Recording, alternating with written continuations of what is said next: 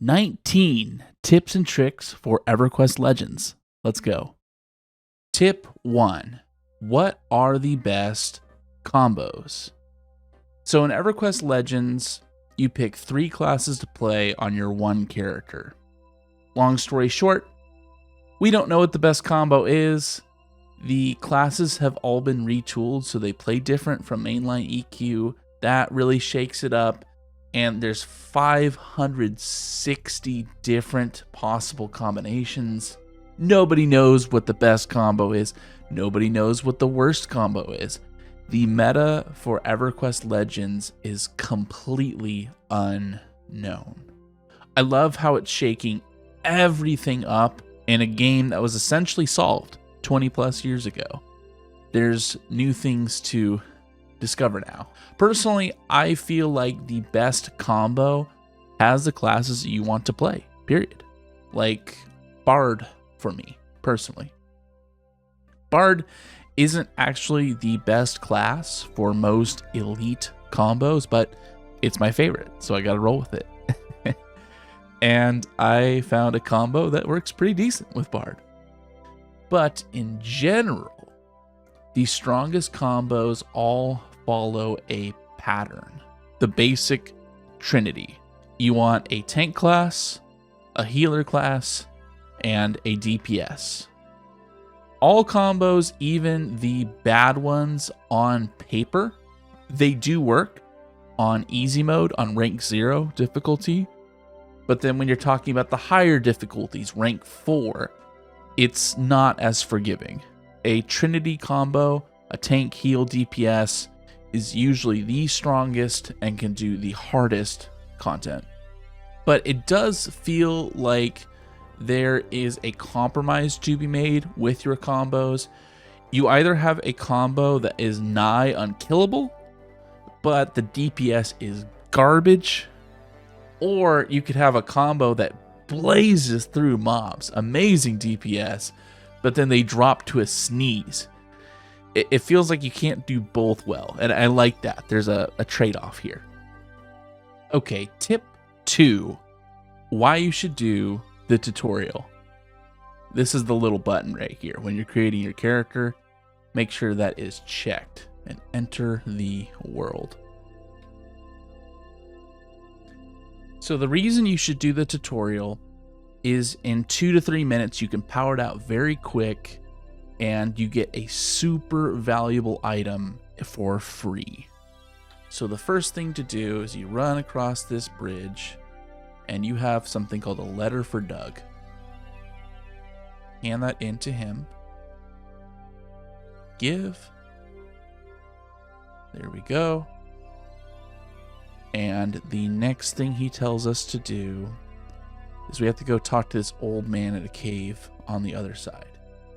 But what we want to do first instead is we go to this little building here. Dougina. Right click her and buy the package for old Doug. And then we run to the other side. Oh, right here. Keep going. And right up here is old Doug. We take the package for old Doug, hand it to him, give. And in response, we get this. We get a boot with a clicky run speed buff on it. Now this boot, the run speed buff on the boot, if you attack anything, if you cast a spell, the run speed buff will immediately wear off. But it's still definitely worth getting. Say if you have a long travel across the world, definitely get it. All classes can use this. So you can end the tutorial right here, but you can power it up a little bit more and get some stats on it if you head on out and you go up this stairwell. Let's see, I want Berserker stance. You go up the stairwell and Dead Doug over here has a quest. So I'm gonna kill one of these fragile pets. Okay, I got a fragile pet skull, and then you got to kill a rambunctious pet. I got that. Rambunctious, fragile pet. Loot both of these. And hand both of those skulls into Dead Doug. And he will give you a second pair of boots.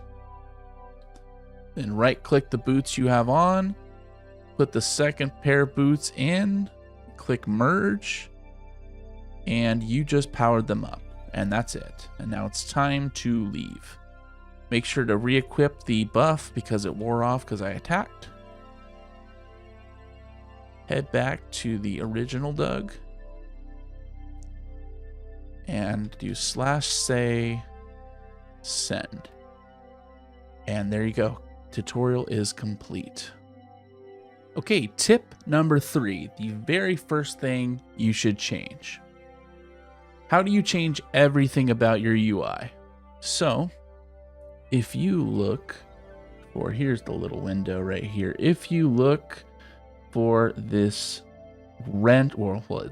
gear, so gear icon, or you can go on your keyboard and press Alt-O. It'll bring up the options menu.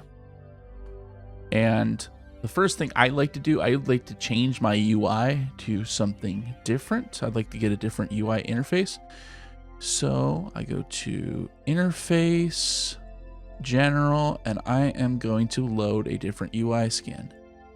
And the one I like the most right now, I like the default modern. So let's click Load Skin.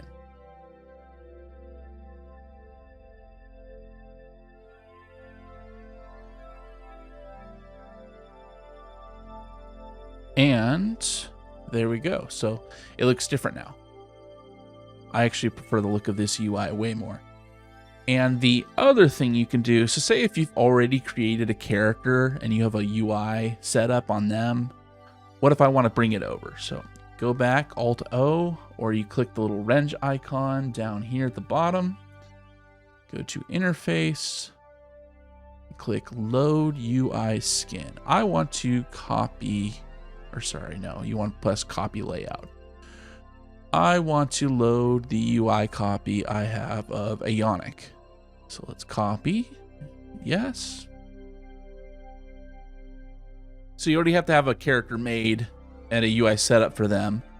But there we go. I just copied Aeonic's, my main character's UI skin, onto this guy. The next change I like to do, so Alt-O for options.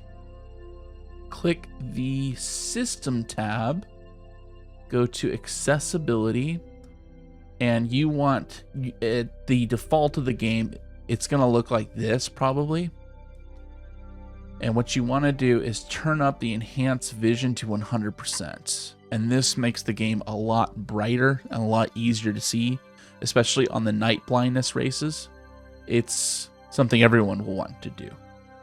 And then these next few things are just personal preferences. So if you click the Interface tab, then Nameplates, I personally like to turn off, you can see it right here, you can have your health bar and your mana bar above your head. I personally like to turn that off. And that's an option in here, but I like to keep the self-cast bar on. So if I cast a spell, you can see it above my head. But I like to turn off the health and mana bars because I already have it on my UI and it just takes up extra space.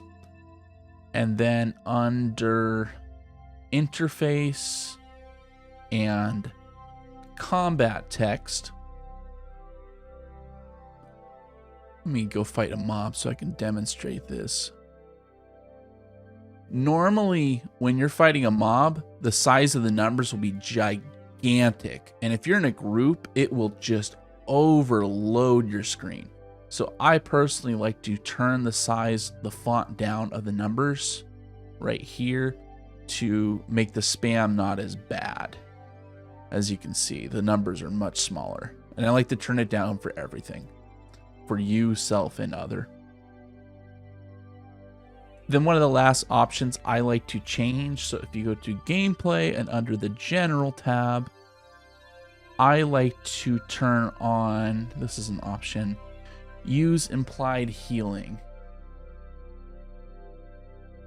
I like to use this if I'm in a group and I'm the main healer.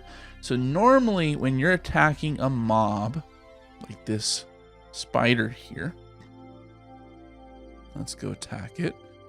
Normally when you're attacking a mob and you click heal, it will heal yourself. You can see I heal myself for 6 hit points in this fight. But say this mob, the skeleton over here, was attacking my group mate, and I clicked to heal, the heal would go through the skeleton and heal my group mate who it's targeting. So I like to use implied healing when I'm in a group, but most of the time I keep it off. Hopefully it makes sense what I just said. Then the other stuff, I would definitely change this if you're starting out. So this is the normal default option when you come in the game. It has attack on right click. This can get you in some trouble. I frankly like to turn it off entirely and manually trigger auto attack every single time, because you really don't want to accidentally attack one of these guys. You'll just get instantly smoked. Some other stuff I do like to automatically keep on. I like to turn on attack on hostile cast. So if I find a skeleton or something, okay, here's a skeleton. I have a undead nuke. If I cast my undead nuke on him, my auto attack will turn on by itself. And we got him. And then the other thing I like to turn on, let's attack 2 mobs, why don't we? Okay, I have 2 mobs attacking me. One of the other settings you can do is persistent auto attack down here at the bottom. I like to turn that on. So if you're fighting a pack of 4 mobs, your auto attack will stay on until the entire fight is over. And when the fight is over, it'll turn off, obviously, like we saw. So quick recap. I like to turn off the default option, attack on right click, because you can get in trouble. Then I like to turn on persistent auto attack and attack on hostile cast. I had to learn my muscle memory, I had to relearn it a little bit, but I actually prefer this. This is a really cool setup. Okay, tip number 4, maps. So if you press M on the keyboard, it brings up this full-sized map window. And you can right click at the top bar, go to display types, and you can change the size of it down. So that's the middle size, and I like to turn on the smallest size. This is the smallest size you can get it, and I throw it right in the corner of the screen. If I unlock it, yeah. Throw it right in the corner of the screen. And now let me bring it back up in size so you guys can see what I'm doing here. So some other options you can do. I right click, I turn on ring. I right click and I turn on NPCs. So the tracking ability in this game, it gives you a range where you can see the mobs that are up. And if I put my cursor over the little dots, it tells me the name of the mob that's there. So you kind of have MQ2 maps, you have, what is it, show maps, Harry Potter maps, whatever people call it, the hack people use on live. It's built into this game, and it gets better as your tracking ability if you're one of the classes that have tracking, by the way, like Ranger, Druid, and Bard. But I think they will get a bigger circle and will be able to see more mobs that are up within this range.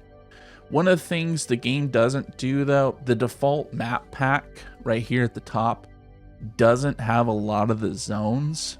So what I would personally do, I would download rules maps. Rules maps. Map files. Download rules map files. And download the file itself. Let's just do it right here. Download. Okay, so it's here in this section. And I am going to take all these files. I am going to go to where my game is saved on my computer. EverQuest Legends. I'm going to go to this little folder that has maps. I'm going to create a little subfolder called Brule here. And I'm going to paste all those map files into here. And then when you're done, you might need to relog the game to get this to work. But when you're done, when you're relogged in, you open up the map window and you change from default to Brules. And that will give you maps for most of the zones. Now, there is a limitation to this. The EverQuest Legends server uses old versions of Lava Storm, old version of Nectalos Forest, of Misty Thicket, and the Brule map applies to the revamped version that they have in Alive, so it won't match up very well. But the Brule map is better than the default game maps because there's a lot of zones, a lot of dungeons that just have absolutely nothing, and you won't know where you're going. I do think the devs are aware of this, and they are going to try to improve the default maps. It'll get done eventually, but for the meantime, I would definitely download Brule maps or Goods maps and throw them in. Okay, tip number 5, how to automatically trigger your combat abilities. So I'm a Paladin and Berserker. I should have the Frenzy ability from Berserker. I should say have a Bash ability from Paladin. So how do I turn those on? So if I go to this little sword icon over here, click it, or I can press L on my keyboard, it brings up this actions menu. And under the ability tabs, I can click here. I can turn on Bash. I can turn on Frenzy. My kick is already turned on. And that means that when I go into combat, these abilities will automatically trigger if possible. Yeah, my Frenzy automatically triggered there. And there we go. Yeah, triggered again there. So this is a lot of extra DPS, and it's nice. You don't have to manually click those abilities anymore. And one thing I would keep in mind, if you say race swap to a larger race that has the slam ratio, like Barbarian, Ogre, Troll, I would recheck this abilities window and make sure that everything, all the new stuff is selected, all the stuff that you want, those combat abilities. Now, a little extra tip is, say, the Bash ability. Bash requires a shield to be equipped in order for it to work. But, see, I have a two-hander out right now. The shield doesn't have to be in your secondary for it to work on EQL. On EverQuest Legends, there's 2 extra little slots here. I'm going to take these out. 2 slots here called any slots. And you can put a shield in it, and now Bash will work, even without it on my secondary.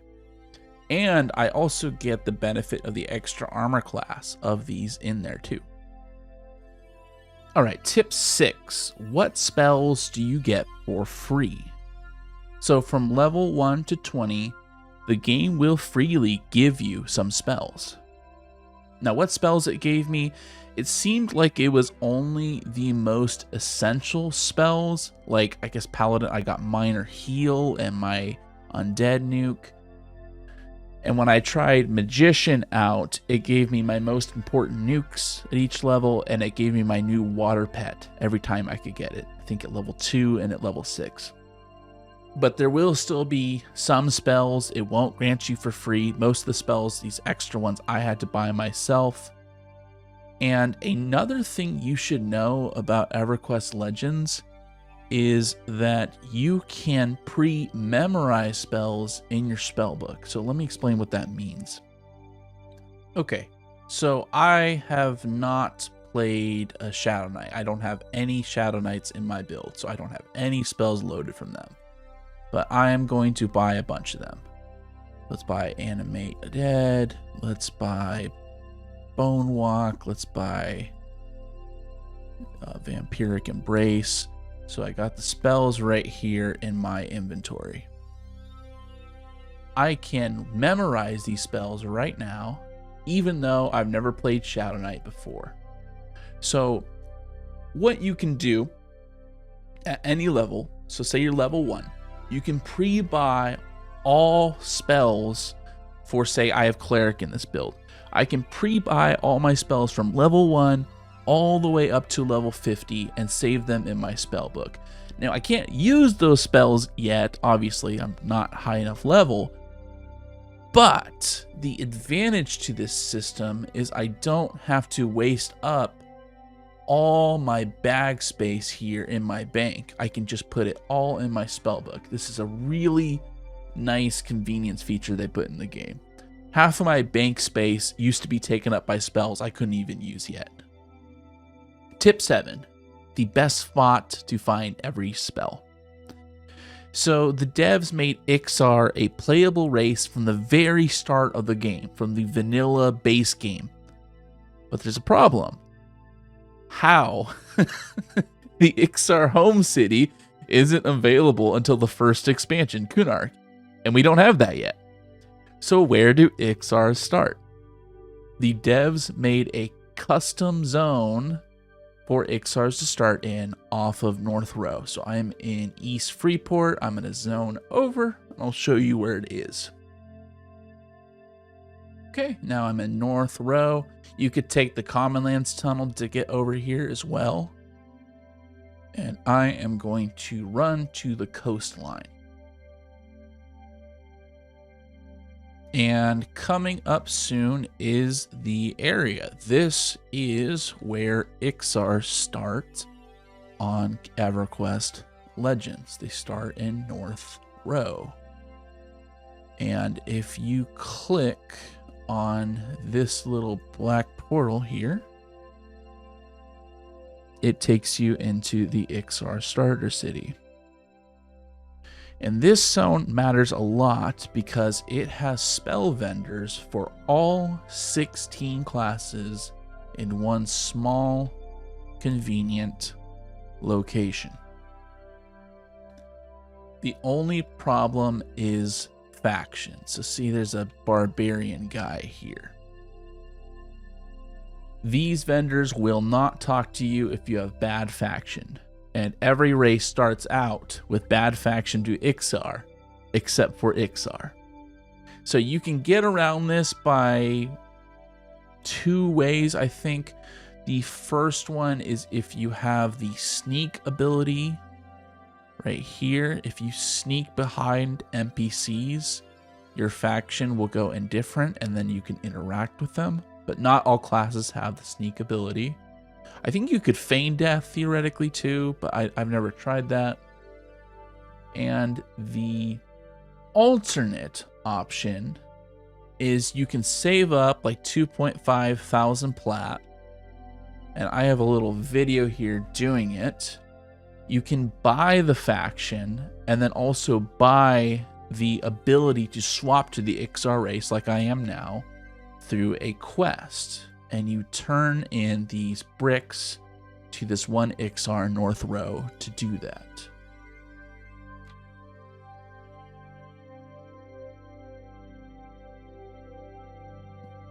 Okay, tip 8. How to find missing spells.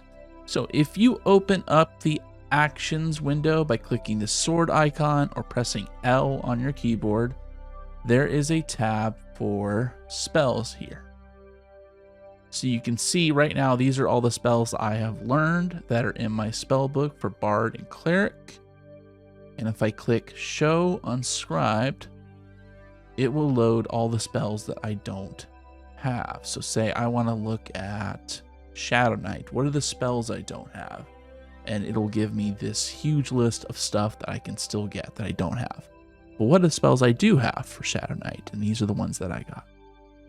And you can change this for all the classes too, right here through this drop down. Tip 9. 2 abilities that you need on your hotbar. So again, if you open up the abilities window through that little sword or pressing L and click the abilities tab, there are two abilities that you definitely need to know about. So the first one is Origin right here. Origin is a free port back to your character's creation spot every 18 minutes. And you can see down here, I have it on my hotbar alongside the other ability you should have. Now, Origin, you don't need to unlock this to use it. Everybody gets it from level 1. And a cool thing about it is, say you change your races in the loadouts window. Like right now I'm Ixar. If I change it to human, I can change where I want my origin to go to. It'll reset it. But if I go to Kanos human, my origin will go there instead of this Ixar zone. And the second ability you should know about in the actions window is right here, Gather Party. So say you're making a group in Blackborough and everyone else is across the world.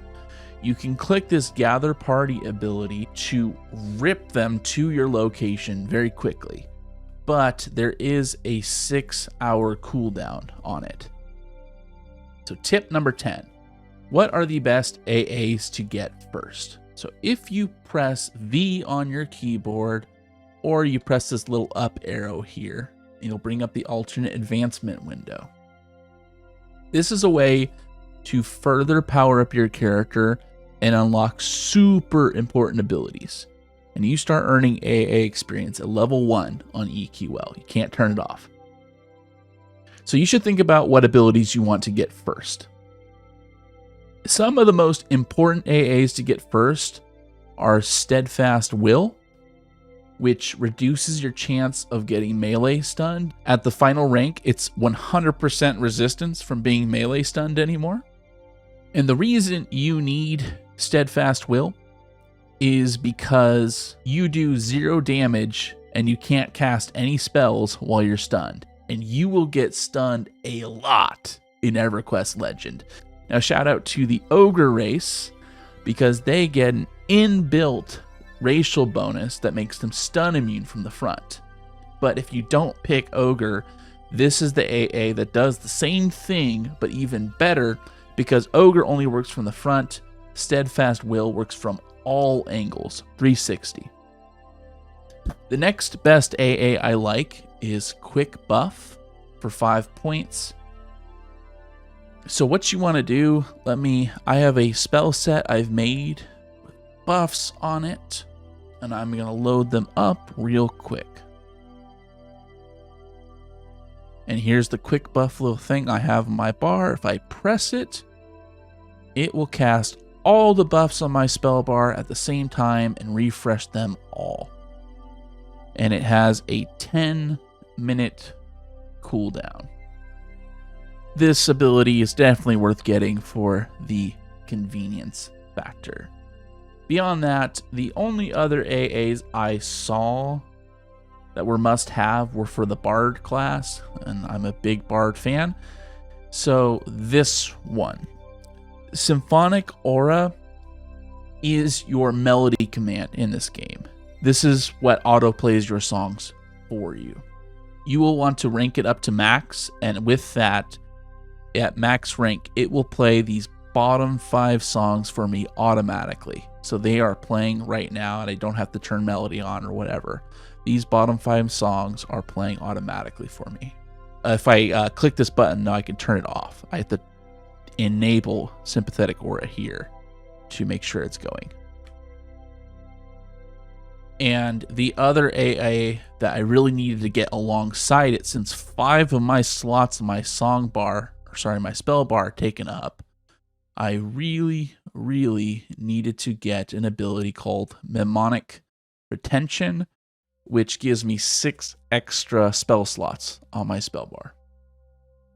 A lot of the AA system hasn't been fully fleshed out though yet, and I would expect more critical AAs to come. Tip 11, how to unlock fast travel. So fast travel in EverQuest Legends works like this. You need to level up a druid and or wizard. I would do both, honestly. That was my first combo, actually. My first combo was bard, druid, wizard, and I got it up to 25. You can see right here. And as you level up, you will be able to buy their ports. Level 25 is the sweet spot because that's where you unlock all their biggest locations in their port spells for both druid and wizard. And then you're done. So when I did that, when I got to 25, that's when I created my second class loadout, which I am right now, Bard, Warrior, Cleric. Doesn't have any ports at all, but I can still use the ports I earned. So how do I get access to them? So you click the little sword icon for actions, or press L on your keyboard, and you press the Rituals tab, and these are all the ports that I have unlocked. And I can use them right now, even though I don't have a druid or a wizard in my loadout. So let's go to, say, Misty Thicket. And by the way, I also get the Gate and the Bind Affinity abilities in here too. And this is beyond the Origin ability that sends you back to your creation spot. The Bind Affinity thing, it sets wherever you want your respawn point to be, which mine is in Lower Guck, and then Gate will send you to it. And as you have noticed, one of the costs, though, of doing this is it will completely wipe out your stamina bar and it'll completely wipe out your mana bar. But still, you have quick access ports all around through the rituals window. Back at my bind point in Safe Hall in Lower Guck. Alright, so tip 12, the most important change to combat in EverQuest Legends. A special feature of EQ Legends are stances and invocations. It's this little window right here. These are buffs everyone gets that dramatically change how you approach combat. So instead of turning on auto attack and walking away for 5 minutes, you want to actively pay attention in combat and swap these buffs out in most encounters. And what are they? So stances, these ones right here on the left side.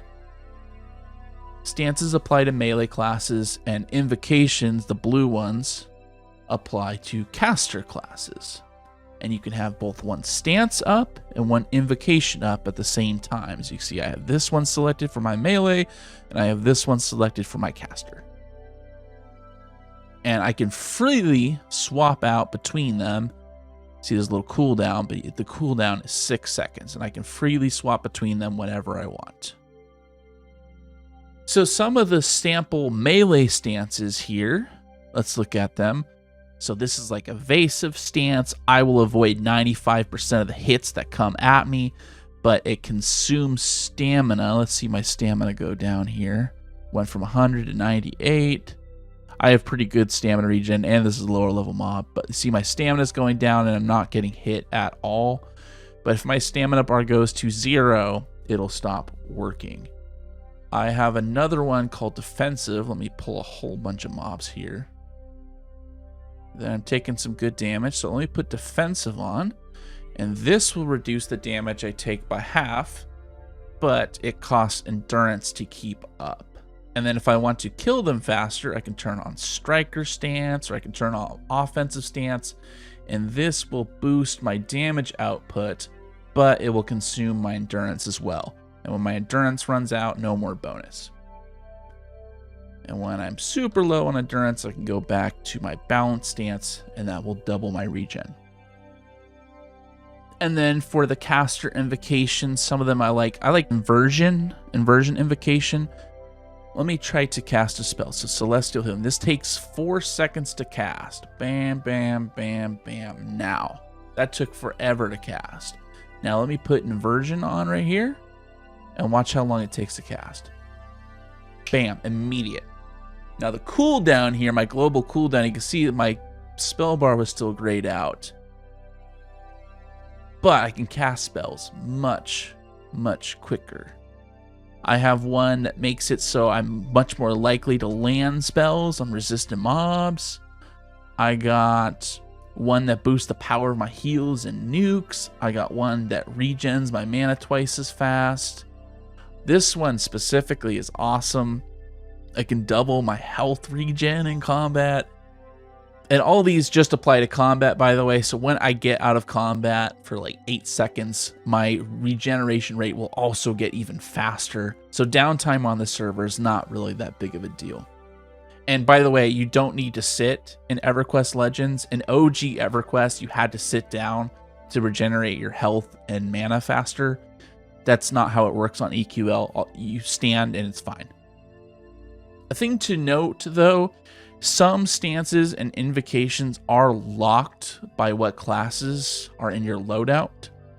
Like Berserker has its own exclusive stance, for instance. It's really good. No Berserker in your combo, no Berserker stance. If I didn't have a real tank in this combo, I wouldn't have defensive stance. My Bard has a specific one right here. And some of the invocations here get a bonus if you stack, say, Wisdom casters. This heal will be stronger if I had, say, both a Ranger which uses Wisdom and I had a Shaman that uses Wisdom in my combo. It would be even more powerful as their Wisdom pools double up. Now, is that bonus so great that I would go out of my way for it and make a Ranger Shaman? No, but it is something to consider. Stances and invocations are such a humongous change to this game, and it makes combat a lot more engaging than just turn on auto attack and walk away. Like, I have so many mobs here. I have my defensive stance on so I don't take as much damage, and I have my unyielding invocation to regen my health back as quick as possible. I could swap, let me swap to my offensive thing so I do a little bit more damage. But now I'm taking more health. My health bar is going down. So you know what? If I try to cast my heal right now, it's going to take 5 years. I'm going to swap to inversion so my heal goes faster. There's one heal. I got to wait for my global cooldown to go away. There's my second heal. I am going to swap back to my max HP regen, and I'm going to swap back to my defensive stance so I take less damage.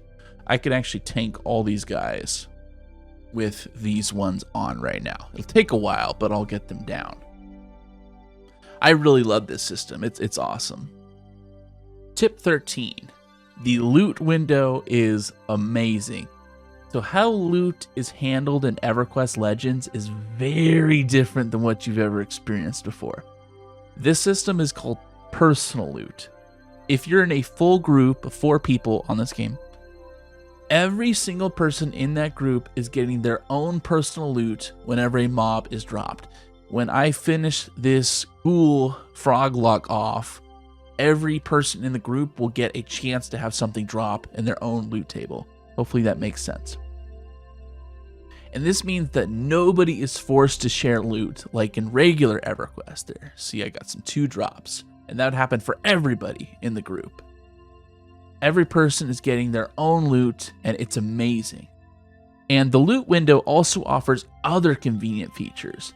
So in normal EQ, the loot drops like this. I would need to save it in my bags up here. And then once my bags are full, I would need to leave the group, go home to find a vendor, sell it all, and then come back. That is not how EverQuest Legends works.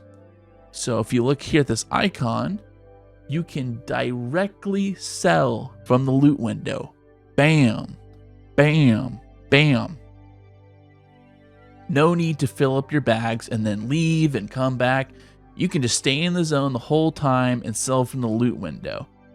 Now you do take a small haircut on the price. Like this phosphorus powder should be selling for around 3 platinum, and I got 2.5 platinum.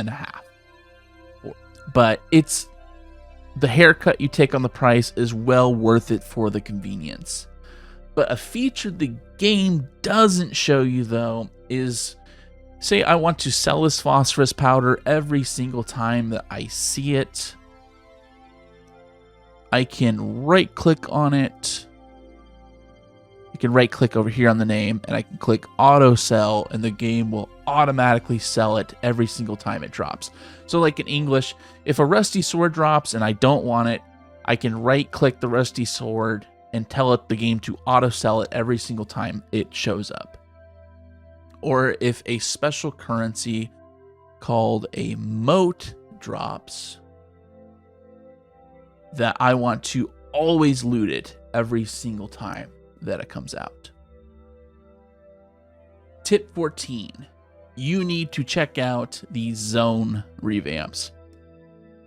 In EverQuest Legends, many of the classic EXP zones have been revamped by the devs. Placeholders have been removed so the named spawn every single time. The respawn timers have been lowered from like the 30 minutes it used to be to the 5 to 10 minutes now. And some zones even got new name mobs added in with special drops. Some drops that you really need to know about. So let's go through it. You want to visit Black Burrow if you need a decent starter bow and arrow. Arrows are infinite in this game, by the way. You only need one. And there's this special bow that drops deeper in the dungeon. And there is this special shrink clicky that everyone can get too. Everyone will want to go to Befallen because it gives a basic set of leather armor or cloth armor that all classes will want. It'll get you by to endgame. And Befallen has some of the best starter weapons for all classes, particularly an amazing dagger with a fire proc on it and one of the best two-handers to get you to endgame. These weapons can serve you for a very long time. And Najina, the zone, has a nice belt with Worn Haste on it for melees, not as good as the lower Guk belt, the flowing black silk sash, but it'll get you going, and there's a spear with a haste effect on it too. And then of course the Journeyman's boots drop from Drelsna for a run speed buff. Crushbone and Splitpaw have also been revamped. They have some nice pieces of random gear here and there. Check them out for sure. But I would still favor Black Burrow, Befallen, and Najina for the most important drops. Tip 15. Why you need to use personal zones, aka instances. So another special feature of EverQuest Legends is the ability to create your own personal zone, a private zone, or an instance. So instead of having to compete with this big ogre guy, or having to compete with 50 other people trying to EXP in Crushbone, I can make my own private zone of Crushbone instead, all to myself. And what you do is you click this number here. You see 0. You can click this number, create instance. So this little drop down here, 0. This is how I can change the difficulty of the zone I'm in. So 0 is the easiest. Basically any class combo can manage this. And then rank 4 is the hardest zone, the hardest version. Only certain combos could even attempt to do this. So as you choose a higher difficulty, let me spin up a rank 1. And I'm going to make a solo instance of lower Gup, and let's create it. Bye-bye, Ogre. Bye-bye. So I don't have to see him anymore, I would say. So what changes as the difficulty goes up? So as you go up in difficulty, you do earn a bit more experience. But most importantly, the drops get better. The base Rusty Sword I would get now is a Rusty Sword rank 2 with better stats on it. What also changes, so just like I'm a 3-class combo, as I go up in the rank difficulties, the mobs will also start to multi-class. And on rank 4, like basically every mob in the zone, including trash mobs like the thing I'm fighting right now, will become like a 2 to 3 class combo too. It'll have healers and it'll have casters in that. It's nasty. So personally, I like to run rank 0 to rank 2. Rank 0 being the easiest anybody can do. And then rank 2, it feels like classic EQ difficulty from 1999. However, there is a limit to spawning personal zones. So when you just create your character, you won't be able to pop a personal zone because you will have, you see here, it says, I have 1 charge. When you just create your character, you're going to have 0 charges. Spawning an instance costs 1 charge, and it takes about an hour to refill it. And you can bank 2 charges max. Now, the way I'm saying this sounds like it costs money. No. The charges are free. They're just a cooldown timer, so you can't spam instances and overload the physical servers that are running this game somewhere. I think that's why they don't want level 1s to be able to do this too. You could create a bunch of level 1s and then just destroy the server infrastructure. They don't want you doing that.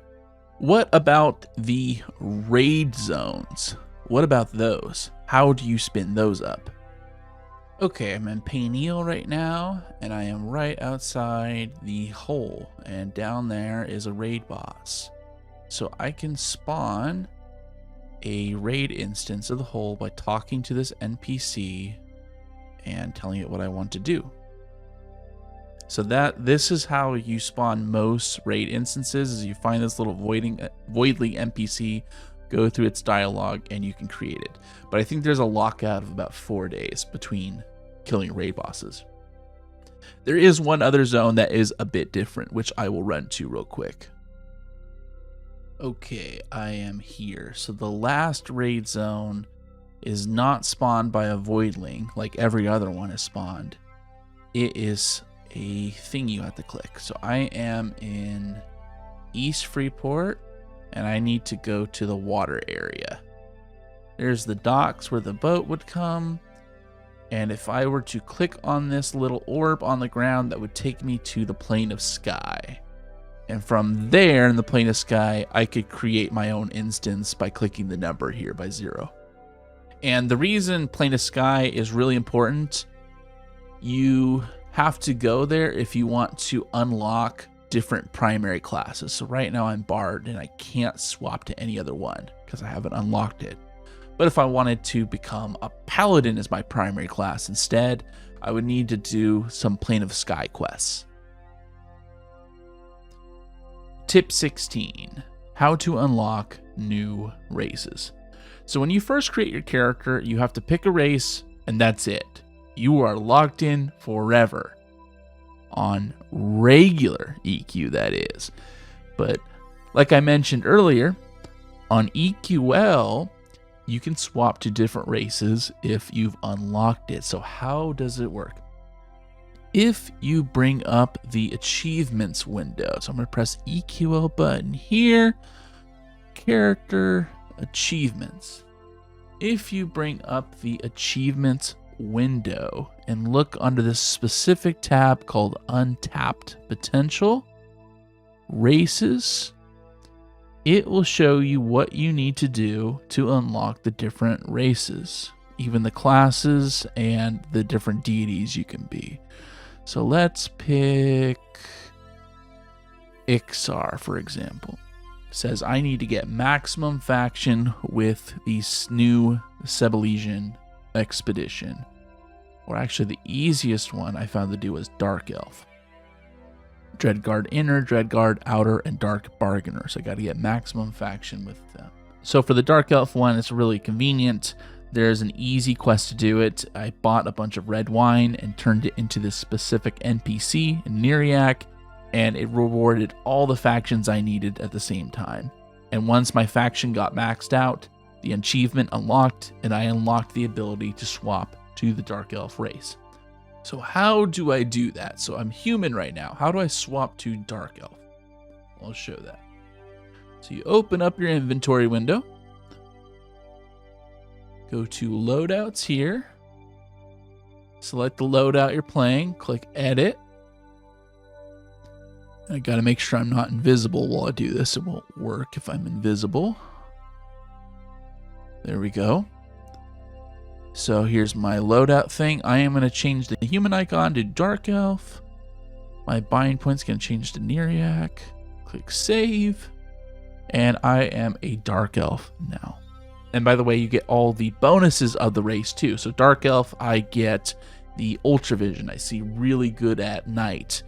If I had Ogre, I would have the Frontal Stun immunity and Slam. And I like doing Ixar because that gives me the bonus HP regen and extra armor class. Some races are a lot easier to unlock than others, but there is a limit to swapping races and swapping class loadouts. You cannot swap wherever you want to, like I just did this. You can only swap out class combos and only swap out races in a city or in a newbie zone that's right next to a city. You can't do this in a dungeon. So like when you get level 10 and the game asks you to go in and pick your third class, you have to get to a city to do that. You're going to have to leave your dungeon to do that. Tip 17. How to upgrade gear, weapons, and spells. So EverQuest Legends offers a new system of progression where you can power up items and spells. And this is really, really important for all classes. So how do you upgrade stuff? There's 2 ways you can do it. So the first way, let's see, I have this splintering club here. I want to make it more powerful. So I long click the item to bring up its info. And I'm going to take this second splintering club that I have, put it in the place item slot. Now it's a 1.43 ratio, merge it, and now it's still a 1.43 ratio. It's supposed to get better, but you can see it powered up to +1. If you place a duplicate of the item into the slot and click merge, it'll power it up. Or you can do another option. So let's say I want to power up a piece of gear. What can I do? I can rank something that's power 3, okay. Say I want to power up this flowing black silk sash. I can put a moat in it, click merge, and that will power it up. So what the heck is a moat? You can see these things here. Let me pull it up. What the heck is a moat? These randomly drop from killing mobs.